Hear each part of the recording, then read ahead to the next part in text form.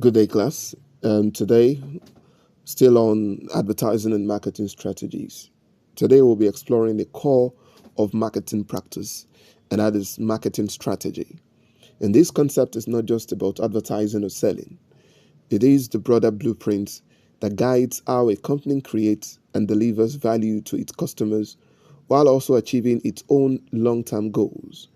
So, marketing strategy is the logic, the foundation upon which a business builds customer relationships, and captures value in return.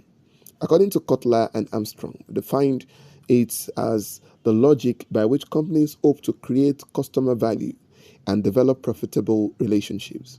So Grant also refers to it as a strategy in general terms, as a plan for deploying resources to secure a favorable market position. So, in essence, it is about aligning what a company offers with what the market needs and doing so better than the competitor. So the process of developing a marketing strategy begins with varying steps. And the first one we'll be looking at is the product market definition and analysis. Again, product market definition and analysis. Here, the marketer must define the boundaries of the product and the market and set clear marketing objectives that are in alignment with the company's overall goals. And this step involves understanding the complexity of the product market structure. So, what the product is, who the potential customers are, the size of the market, the distribution channels, and who else is competing in the same space are some of the things we look at when it comes to product market structure. So it is a foundational step because if the marketer cannot define the space they are competing in, then they are already set up to fail. So once the foundation is set, we then move into what we refer to as market segmentation. Markets today are known to be homogeneous, and they consist of different people with varying needs, preferences, behaviors, and purchasing power. So the segmentation process allows us to divide the larger markets into smaller, more manageable groups, each with distinct traits. So segments may be based on demographics, it may be based on psychographics or behavioral factors. And why is this important? Because consumers within the same segment tend to respond similarly to marketing effort. That is why it is very important. So it enables the marketer to be more precise, to be more efficient, and ultimately more successful. And after segmentation, so I'll do a quick recap. The first point we look at when it comes to market um, uh, uh, uh, marketing strategy. The first point we discussed is that the product market definition and analysis. The second is the market segmentation. And the third we'll be looking at is you define and analyze the industry structure.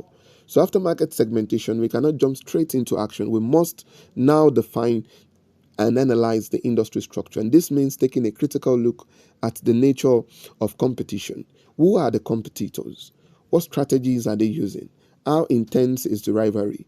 So, are there new entrants? Are there substitutes or power imbalances with suppliers or buyers? So, all these insights come from a sound industry structure analysis.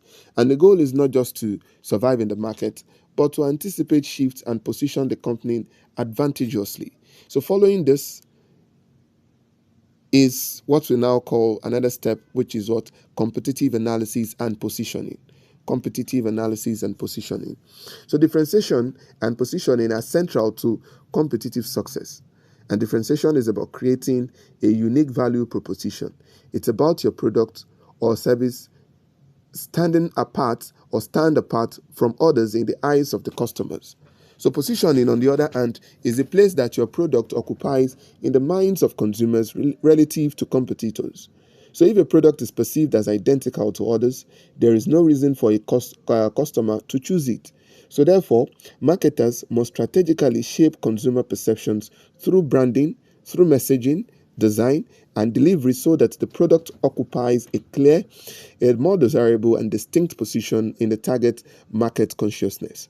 Now, once we understand the segments and how we want to position our offering, we then move to the next step, which is market targeting and developing the marketing mix.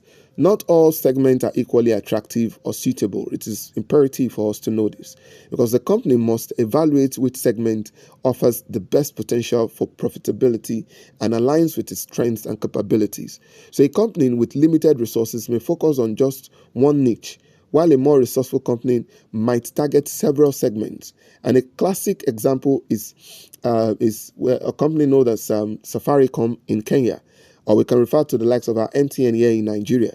When it comes to market targeting and developing the marketing mix, MTN is really, really good at this because they started out simply as just a mobile service provider.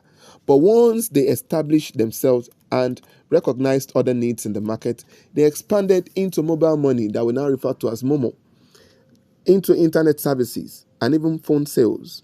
So that's strategic market expansion built on successful targeting. And lastly, we come to the marketing mix, which is commonly known as the 4 Ps of marketing. The first, which is product, the second, which is price, the third, which is place, and the fourth, which is promotion. And these are the tactical tools marketers use to implement their strategies. So the product is the good or service being offered. So price is what the customer must pay, while place refers to the distribution methods, how the product gets to the customers, and promotion is how the product is communicated and sold. So the right blend of these 4 elements ensures that the target market not only becomes aware of the product, but is also persuaded to purchase it and ideally stay loyal to it. So all these steps: define the market, segmenting it, understanding competition, targeting, positioning, and mixing the right tactics must work cohesively. They must work hand in hand. So marketing strategy is not about guesswork or trend chasing. It is a structured, it is research-based and adaptable plan that helps a business survive, that helps a business grow and lead in the market. So the assignment I want us to have a peep into, or probably fix at our own leisure time, is using a brand of your own choice, either local or international.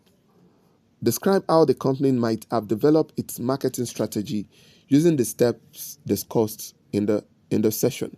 And in your response, cover a product market definition, segmentation approach, industry and competitive analysis, targeting decision, positioning strategy, and the composition of its marketing mix. Your submission should be maybe 2 to 3 pages, double spaced and referenced using at least 2 academic sources. Thank you very much for your time.